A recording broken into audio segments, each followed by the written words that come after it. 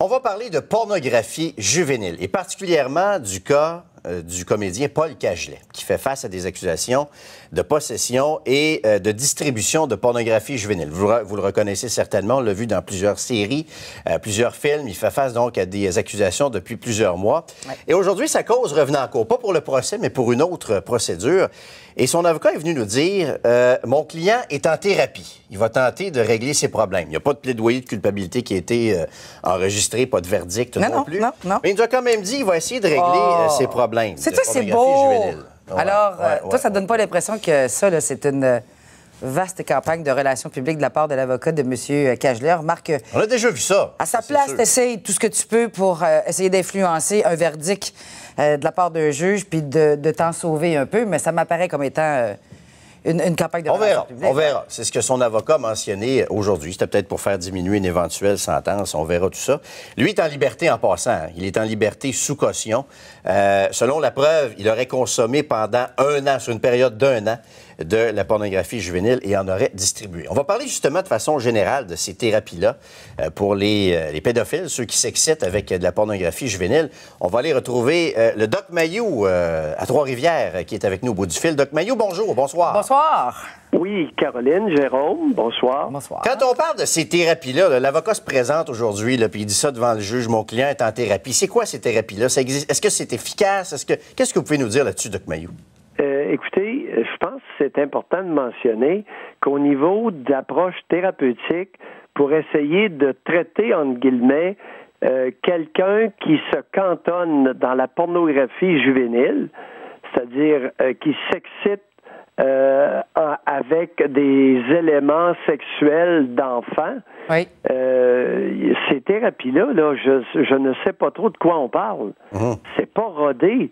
Ce n'est pas la validité de ça n'est pas encore déterminée, là. L'efficacité n'est pas prouvée. On connaît les thérapies pour un alcoolique, ça fait longtemps que ça existe, ouais. Et il y en a beaucoup que ça a aidé. Les thérapies pour toxicomanes, oui. L'approche 3 semaines, 6 semaines, voire même 6 mois, enfermés en quelque part, peut aider beaucoup de toxicomanes. Par contre, quand on tombe dans les thérapies pour prédateurs sexuels, pour pédophiles, et maintenant, pour amateurs quasi exclusifs de pornographie juvénile, c'est une autre affaire. L'efficacité de ces approches-là est loin d'être prouvée, est loin d'être probante. Et qui donne c'est important que je vous le dise. Oui, mais qui donne ces ateliers-là? C'est des psychiatres ou des psychologues ou des hogs avec moins d'expérience avec ce genre de cas-là, Doc Mayou? Dans le cas des approches thérapeutiques pour les amateurs de pornographie juvénile, oui. Je n'en ai aucune idée. Il faudrait appeler à la Macasa ou appeler à Robert Giffard, des groupes. Il y a quelques endroits où, possiblement, et leur demander en quoi consiste leur approche. Et lorsque vous aurez les éléments qu'on favorise, vous pourrez me rappeler, puis je vais vous parler de l'efficacité. Parce qu'au niveau de l'approche thérapeutique, des thérapies pour prédateurs sexuels graves ou pour pédophiles de très jeunes enfants, les résultats sont mièvres. Ah oui, sont inquiétants. Ben comme c'est pour ça que vous m'appelez d'ailleurs. Ben c'est ça, c'est parce que moi je me posais la question, Doc Mayou, comment on peut essayer de désensibiliser un amateur de pornographie juvénile, quelqu'un qui s'excite avec des petits-enfants sur vidéo, avec des films, y a-t-il moyen d'essayer de les désensibiliser à ça techniquement? Là? De défaire ça? Écoutez, si vous me posez la question, est-ce qu'on peut prendre un homme, parce que, Caroline, il y a à peu près des femmes qui s'excitent avec de la pornographie juvénile, j'en ai encore jamais vu un cas. La seule affaire qu'on a vue chez les femmes, c'est des femmes, généralement des enseignantes, qui deviennent amoureuses d'un grand 15 ans précoce et ont des relations sexuelles avec lui. Est-ce que jusque-là, on est d'accord? Oui, oui, tout à fait. Bon. Maintenant, écoute, c'est une affaire d'hommes. Alors, ce sont des hommes qui s'excitent sexuellement et se masturbent en regardant toutes sortes d'images impliquant des enfants et souvent de très jeunes enfants. Ouais. Est-ce qu'il est possible de prendre un individu qui fait ça et de l'amener à s'exciter avec de la pornographie impliquant des femmes ou des hommes adultes? Ma réponse, c'est non. Ouais, c'est décourageant, ça? Ma réponse, c'est non. J'attends le premier cas d'un individu,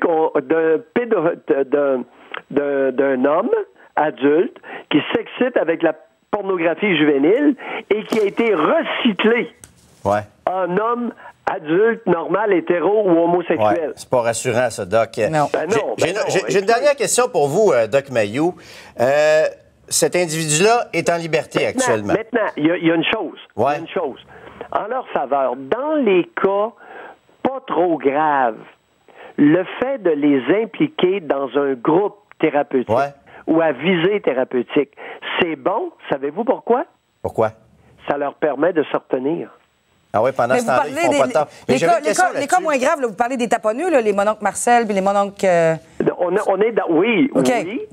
Mais aussi, c'est aussi vrai pour la pornographie juvénile. Okay. Ce n'est pas tous de la même sévérité. Mais j'avais une question, Doc Mayou, sur le passage à l'acte. Puis je suis pas en train de dire que la pornographie, c'est pas grave. Là, c'est grave, la pornographie juvénile, d'en consommer puis d'en distribuer.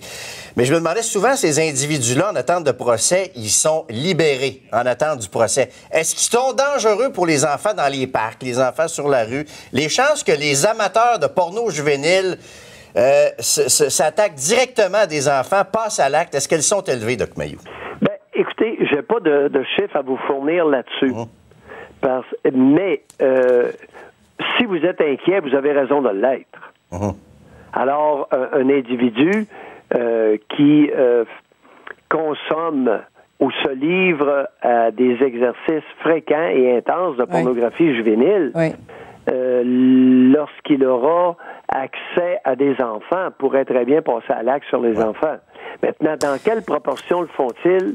Je ne le sais pas. C'est ça. Et ça va être intéressant d'étudier le phénomène afin de mieux comprendre et de mieux réagir. Oui, d'apporter des solutions. Mieux étudier cette clientèle-là, ce sous-groupe-là, cette cohorte-là d'hommes qui consomment de la pornographie juvénile, c'est afin de mieux réagir et de prendre des mesures beaucoup plus efficaces pour protéger nos enfants. Merci, Doc Mayou. Merci, Doc.